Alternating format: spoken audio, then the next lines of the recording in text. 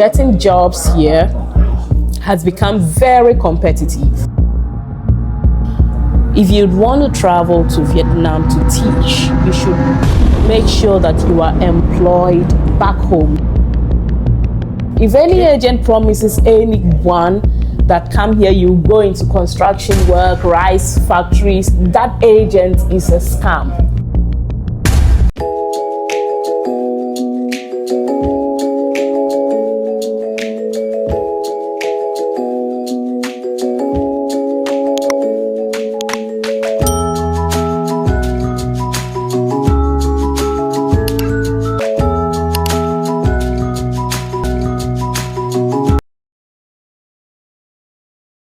Yes. Nana, how are you? I'm okay. I missed you though. I miss you too. It's been a while. Yeah. How do you feel me flying all the way from Malaysia to come eat wache here? How do you feel?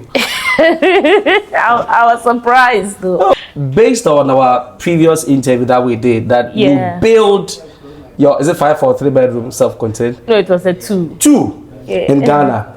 The feedback that came. Oh no, that was 6. 3 up, 3 down. Yes, making that's 6 6. Yeah. So you have another 2-bedroom building?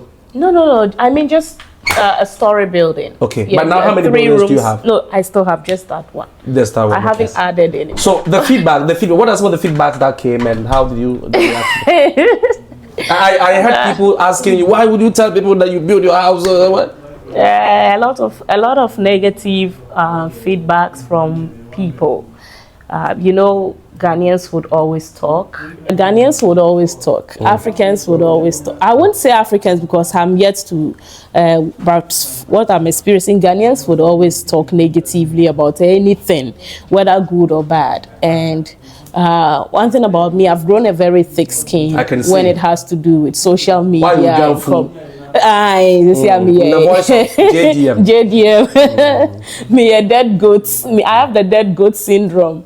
Yeah, so there were a few encouraging comments also that came up, and usually I will just take the good ones and leave the bad. I don't focus on negativity. What was the problem? What were the cons about? If you've worked and you've earned and you've built your house, what was their problem? I don't know, but I don't know. It's just, I think a lot of people actually enjoy negativity. Okay. Yes. When someone is doing good and you put it out, they don't like it. Okay. They are just a lot of people are just they feed on negative news. Okay. Yes, they derive a certain kind of energy from negative news, and so when a news is positive, they will kick against it. And I know that, so it doesn't bother me. So I don't know whatever the problem was with me coming out to say, oh, I worked in China and I was able to achieve this and that and that. So I don't know whatever. And others also feel that if you have worked and built your house, why don't you just shut up and stay in your car? Why do you come out to say it? Who cares about? Well, I think we putting out that information was more of like an encouragement, inspirational. Yes, an inspiration to other people that anywhere you get to make it in life, you can always, like anywhere you work at, like any opportunity you get, yes, when you work hard, you can get something out of it. Okay. And so that was just the inspiration that I wanted people to pick up from that. But I think others also got different inspiration from that. I don't know whatever the inspiration was for them, but like I said, not everyone rejoices in your success. Mm-hmm. Yes, people are always looking out for people's downfall. Mm-hmm. Yes, as a that is what a lot of people feed on. So okay, all right, that is just now. Let's look at currently. Yeah. What is happening in Vietnam? Now I think you've gathered a lot of experience in Vietnam. Previously, your experience was based on China. Now it's in Vietnam. Yeah. Now there were a lot of news going out about people saying that now Vietnam is not very good as it used to be. Comparing your previous experience to now, what is your take on the current Vietnam? Okay, so I think my first video, I actually made mention that if you'd want to travel to Vietnam to teach, you should make sure that you are employed back home. Get the employment from back home. Get the school employing you from back home. Okay. Yes, and I still stand by that, because based on the current happenings in Vietnam, where the market has become so competitive. Yes, it has become so competitive. Thank you. And we've had a lot of influx. We've had a lot of influx of the whites here. So it has made the employment ratio or the employment of blacks diminished. Okay. Yes, because we have an influx of the white guys here.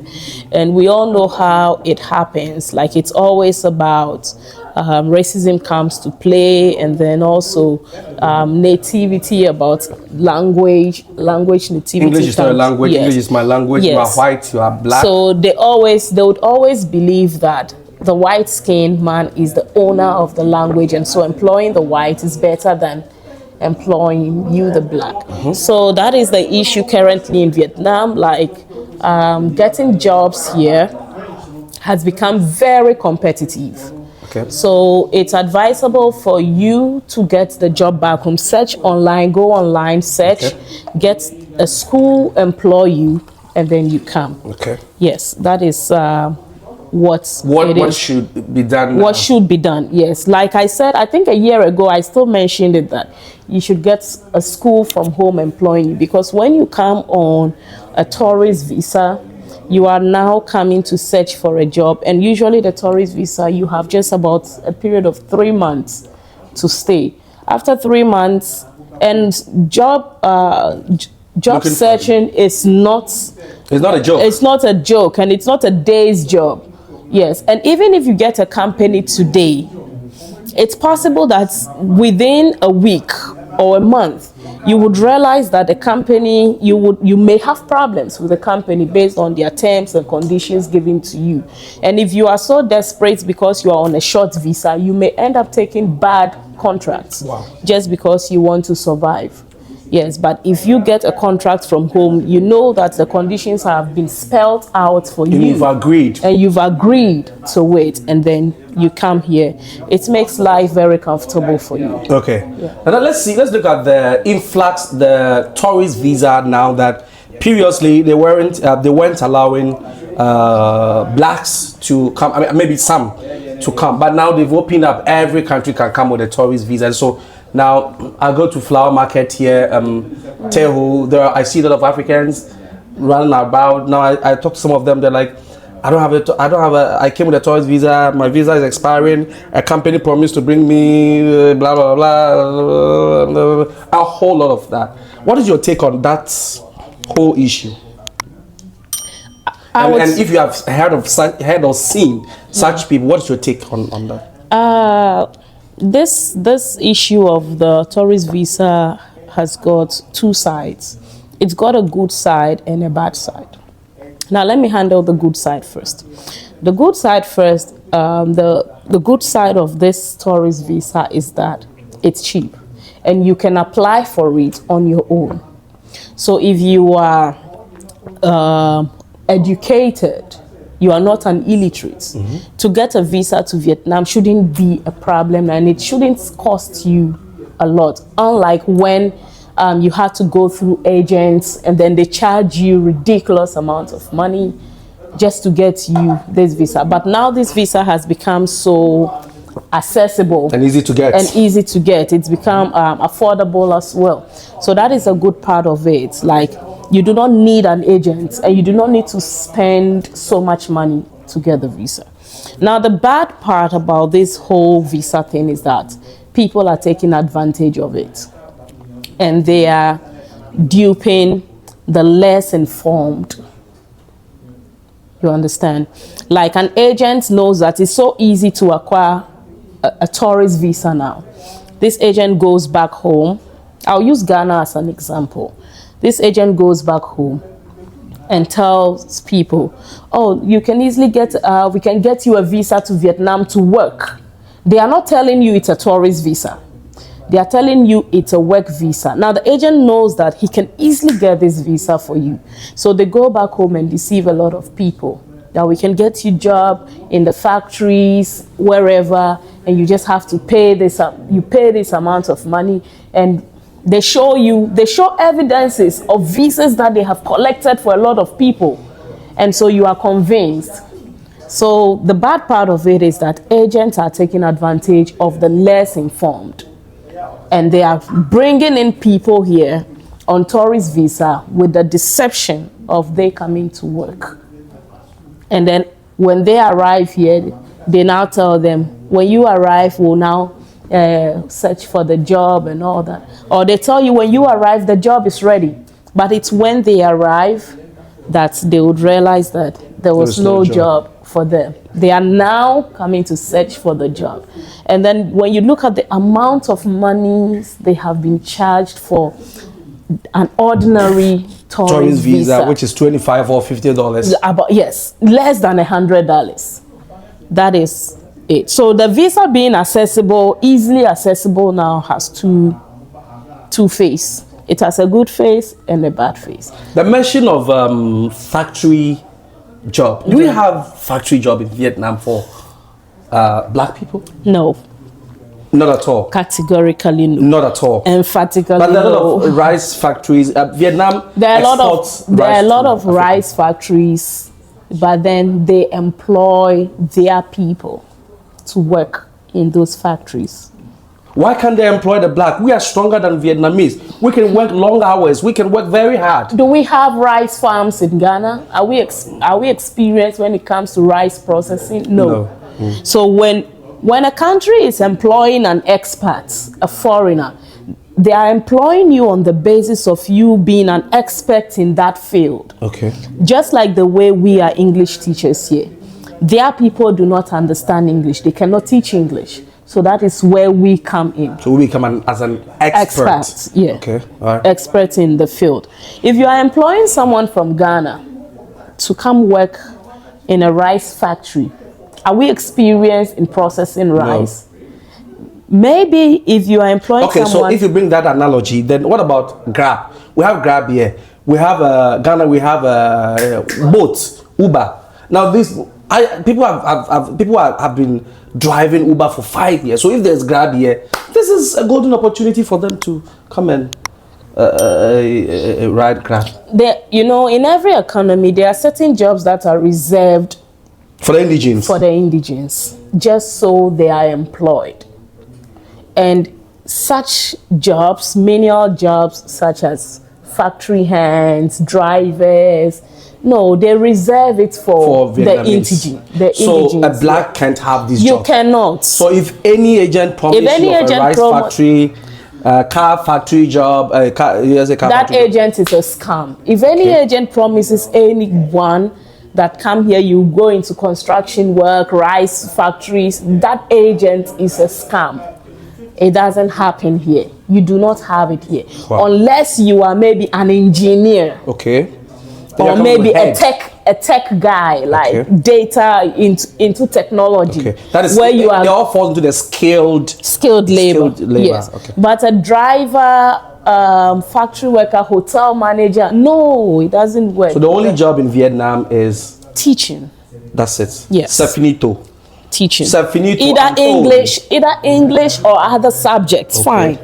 But no, I've not seen anyone being employed in all these areas. No. Okay. From Ghana, no. Okay. Or from Africa. Okay. Yeah. Wow. So let's see.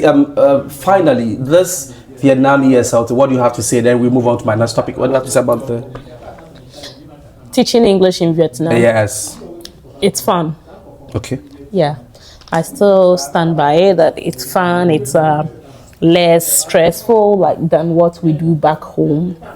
Teaching here is not so difficult. Once you are able to grab their concept of how to go about your lesson, your introduction, your games, your warm-up, getting the kids involved in the lesson, you would have a smooth journey. Okay. Your salary is still what you told me the last time.